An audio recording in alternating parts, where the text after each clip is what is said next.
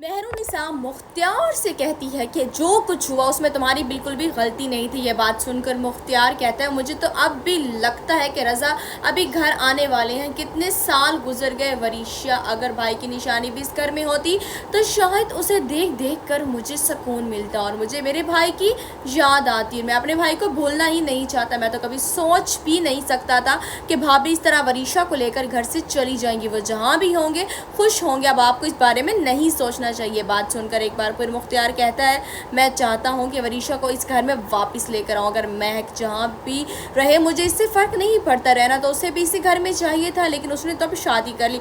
रज़ा का हिस्सा लेने के बाद वो अपने इस घर से तो चली गई, लेकिन महमूद और महक ने शादी कर ली थी। इतनी बात तो मैं जानता हूँ। उसके बाद मुझे नहीं पता कि वो कहाँ है और कहाँ नहीं है। ये बात सुनकर एक बार फिर मेहरुनिसा कहती है जो कुछ होना था वो तो हो गया, इसमें आपकी कोई गलती नहीं है। महक तो पहले भी इस घर में खुश नहीं थी और ना ही वो यहाँ रहना चाहती थी। रज़ा के जाने के बाद फ़ौरन उसने शादी कर ली। उसने तो 2 दिन भी सब्र नहीं किया और वो अपने घर में वापस नहीं आएगी। वरीशा को मैं अपने घर वापस ले आऊँगा। लेकिन आने वाली एपिसोड में आप ये देखेंगे कि महमूद महक को कहता है कि तुम परेशान क्यों हो रही हो, वो वरीशा के ज़रिए सब कुछ तो हमारा है। वरीशा मज़ीद भी अपने घर वालों से कुछ मांगेगी तो उसको मिल पाएगा। ये बात सुनकर एक बार फिर बड़े ही गुस्से से महक कहती है कि महमूद तुम्हारा ही